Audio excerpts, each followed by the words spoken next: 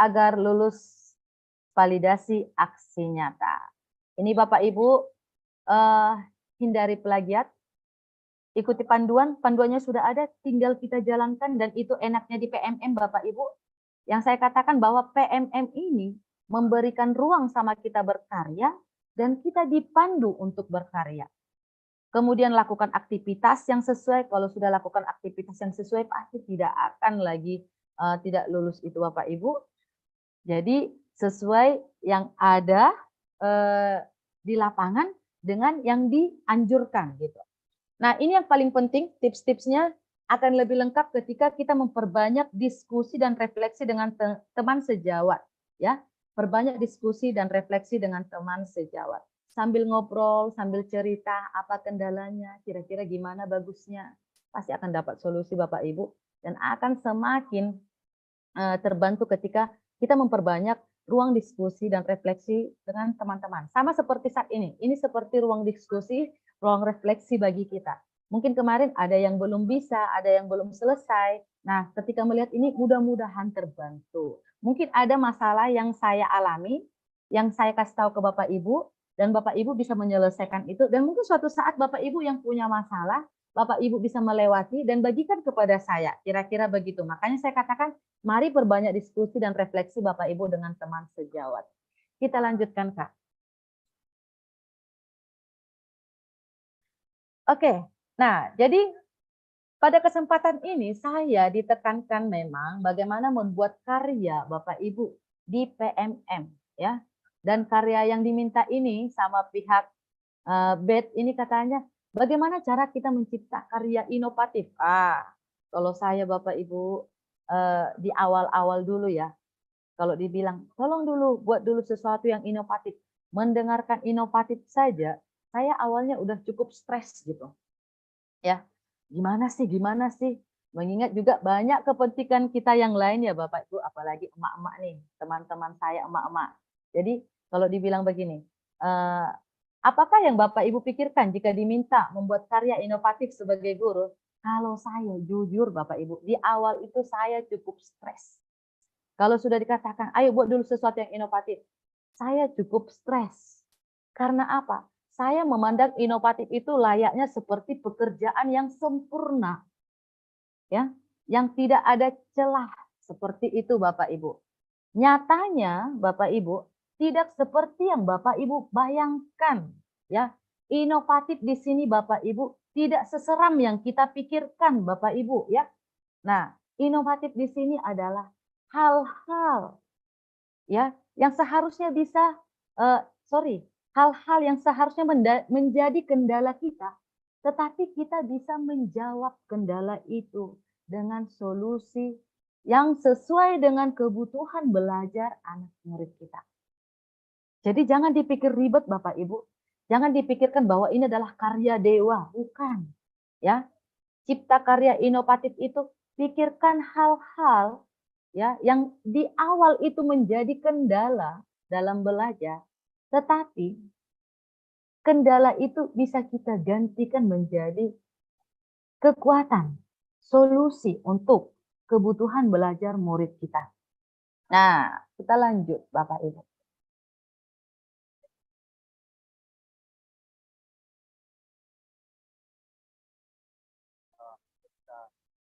Oke, silahkan Bapak Ibu lihat dulu sebentar PPT saya, ya. Coba fokus ke sini. Nah, apa yang Bapak Ibu lihat dari PPT saat ini? Kira-kira apa yang Bapak Ibu lihat? Boleh coba di chat.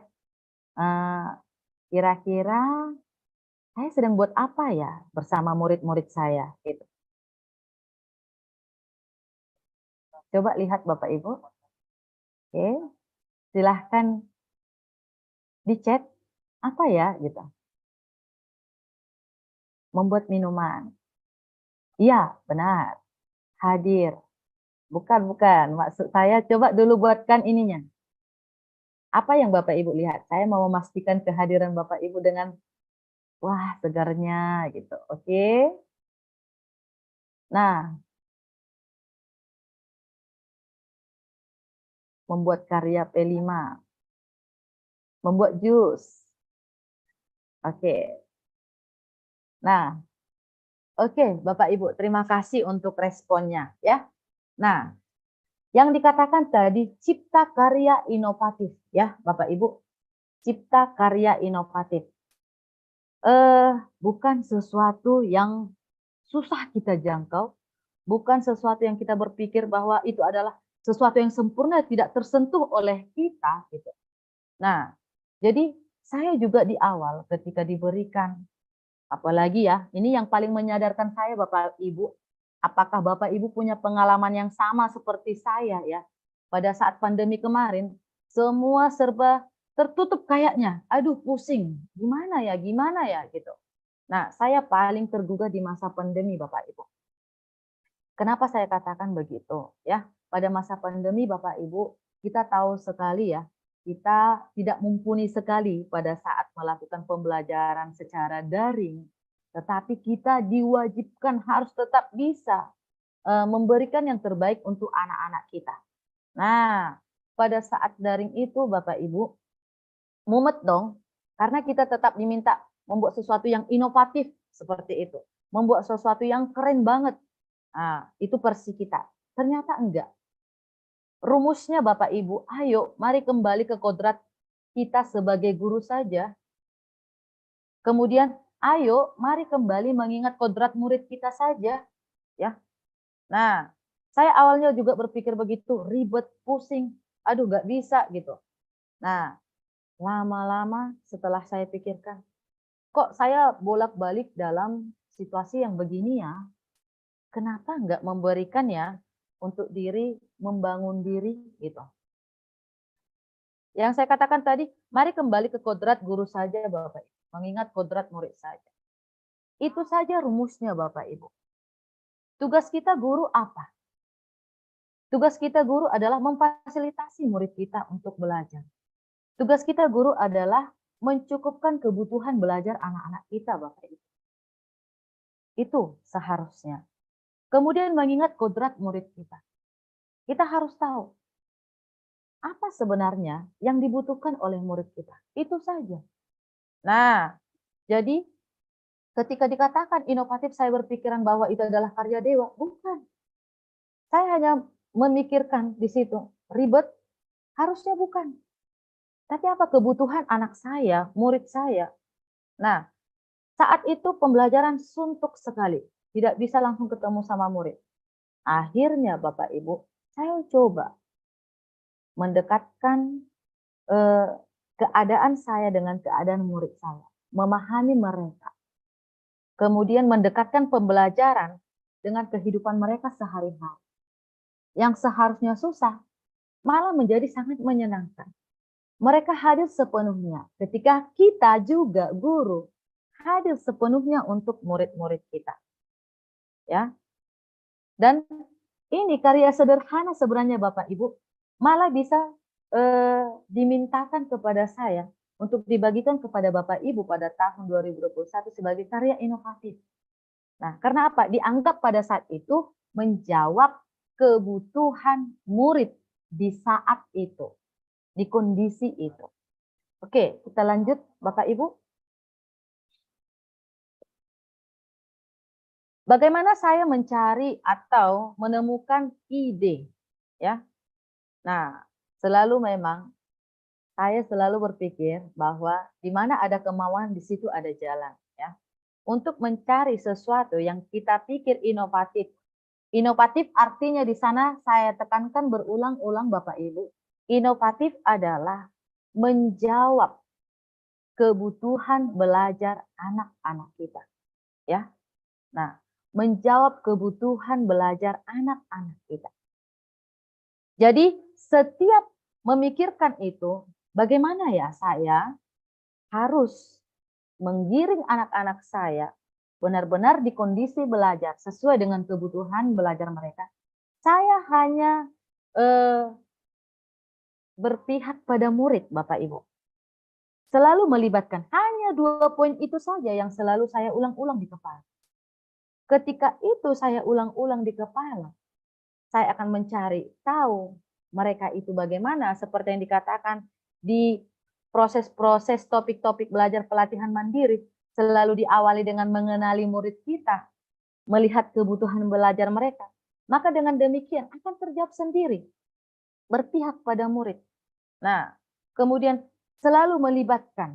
Jadi saya berpikir, gimana ya pada saat orang tua di pandemi ini banyak yang protes, ternyata saya harus mencukupkan kebutuhan belajar mereka. Nah, saat saya ruwet, pusing, saya banyak berdiskusi dengan teman-teman, santai ngobrol, perbanyak diskusi. Karena teman-teman kita juga sedikit banyaknya tahu murid-murid kita. Karena murid-murid yang kita temukan juga murid-murid yang sama begitu. Nah, ketika itu sering kita lakukan, kita tahu apa yang akan kita lakukan, dengan sendirinya akan keluar inovasi yang kita harapkan itu. Lakukan ke murid Bapak Ibu. Nah, dampaknya baik, maka itu bisa dikatakan menjadi karya kita.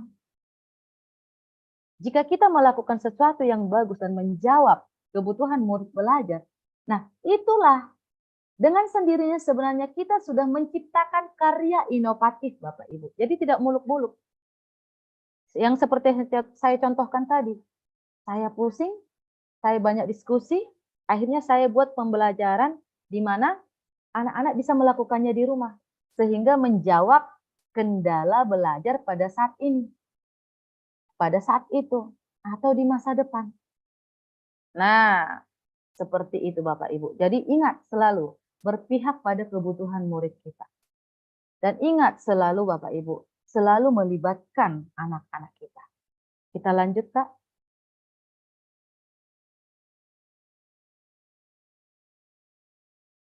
Kita bagikan Bapak Ibu karya inovatif itu.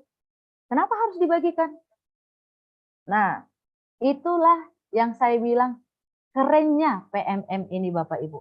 Jadi kalau misalkan saya nggak mau gabung karena ya ikut-ikutan aja biar keren. Tapi saya lihat, oh iya ya, ada maknanya ya gitu. Jadi di PMM Bapak Ibu, kita berkumpul di sana, kita cari kebutuhan belajar kita. Kemudian kita terapkan. Kemudian kita bagikan. Itu yang paling enak. Kalau zaman dulu yang kita kenal itu Bapak Ibu paling 1-2 guru gitu. Ini di PMM banyak guru yang kita temukan di sana. Dan semua membagikan apa yang sudah mereka lakukan di kelas.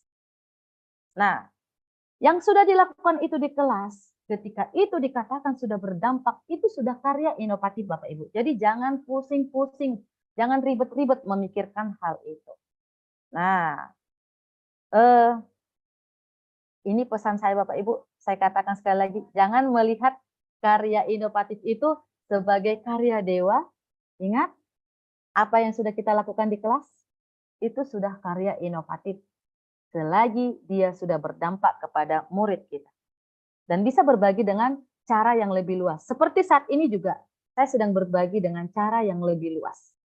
Oke, kita lanjut Kak.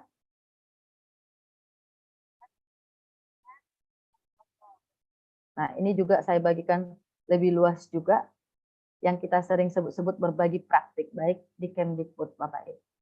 Nah, jadi yang awalnya saya pikir sederhana, yang saya pikir tidak ada apa-apanya, tetapi yang sederhana yang tidak ada apa-apanya ketika itu bisa menjawab yang namanya kebutuhan murid, kebutuhan belajar murid, itu sudah menjadi karya inovatif Bapak Ibu. Dan enaknya bolak-balik saya tekankan Bapak Ibu, di PMM malah kita dipandu, diberikan prosedur yang harus kita lewati Bapak Ibu. Nah, kita diberikan manage diri untuk belajar, kita diberikan mereview sendiri, mengukur kemampuan pemahaman kita, mempraktekkannya, kemudian kita bagikan lagi kepada teman-teman kita, kemudian ada lagi umpan balik yang dari YouTube ataupun langsung praktik baik yang ada di PMM itu juga menambah pengetahuan kita untuk memperbaiki lagi. Jadi teman kita yang kita bagikan itu di PMM mendapat manfaat, ketika kita dikasih umpan balik sama teman-teman yang melihat, itu juga kita mendapat manfaat masukan yang lebih baik. Kira-kira begitu. Kita lanjut, Kak. Kita lanjut. Oke. Nah, Bapak Ibu, kemarin itu ketika ada PMM, kemudian kita dikasih kesempatan Bapak Ibu di awal-awal langsung mengikuti bagaimana sosialisasi Pak Pemerdeka Mengajar. Kita sebagai peserta yang bisa dikatakan lebih dahulu mendapatkan sosialisasi ini. Nah, ketika kita ikuti sosialisasinya Bapak Ibu, maaf, ketika kita ikuti sosialisasinya Bapak Ibu, saya melihat bahwa PMM ini sebenarnya bukan hal yang perlu diperdebatkan manfaatnya. Saya merasa ini sangat bermanfaat. Tetapi bagaimana kita mengelola diri pada saat pengerjaan PMM ini, saya pikir yang perlu kita perhatikan. Ya. Nah, di Maret 2022, ketika saya pahami bahwa berbagi praktek baik itu bagus, melihat pekerjaan teman untuk kita modifikasi sesuai dengan kebutuhan murid kita itu sangat bagus, saya menjadi relawan juga untuk mensosialisasikan PMM. Kalau dipikir-pikir untuk apa ya gitu? Mengapa saya bersedia sebagai relawan gitu? Kalau pikir-pikir relawan mengerti ya Bapak Ibu itu hanya kesediaan hati saja gitu. Karena lewat PMM ini saya pikir Bapak Ibu itu seperti peluang guru untuk dipandu berkarya dengan azas gotong royong. Jadi mau guru di daerah manapun dengan kondisi yang bagaimanapun diberikan kesempatan berkarya bersama dengan guru-guru se-Indonesia, saling berbagi apa yang kita bisa. Hal baik yang dibuat oleh teman bisa kita modif.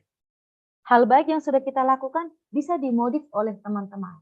Dan ingat, karya inovatif itu Bapak Ibu bukan karya dewa ya Bapak Ibu. Intinya bisa menjawab kebutuhan belajar Bapak Ibu di tengah-tengah kendala yang Bapak Ibu rasakan saat memberikan pembelajaran kepada anak kita. Nah, begitu Bapak Ibu. Kemudian lanjut Kak, izinnya Bapak Ibu. Ini yang perlu saya tekankan Bapak Ibu ketika menjalankan yang namanya PMM ini. Ini benar-benar saya tekankan. Karena saya juga di posisi, aduh gimana nih, terlalu banyak administrasi, pusing dong. Gak bisa jalan dong kita sepenuhnya di kelas. Saya tekankan Bapak Ibu. Bapak Ibu guru seluruhnya, ya teman-teman sejawat saya se-Indonesia yang hadir pada saat ini. Berhentilah belajar di PMM jika hanya sebagai beban. Jika Bapak Ibu anggap di PMM itu beban belajar, hentikan saja. Belajar seperlunya aja Bapak Ibu. Belajar sesuai kebutuhan Bapak Ibu saja. Ya.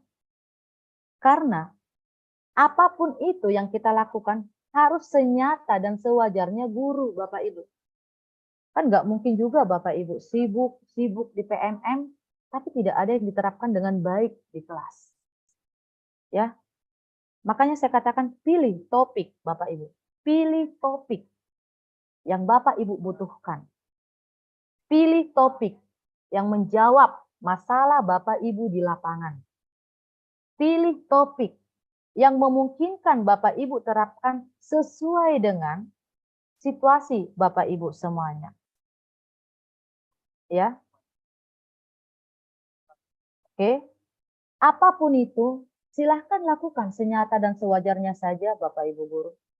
Murid kita butuh guru yang sepenuhnya hadir. Dan karena alasan itulah kita kenapa harus belajar. Jadi bukan karena ngejar-ngejar sertifikat, walau saya tahu sertifikat itu juga penting sebagai lisensi mungkin untuk pengembangan diri kita Bapak Ibu. Tapi saya tekankan ini berulang-ulang, Bapak dan Ibu berhentilah belajar di PMM jika hanya sebagai beban.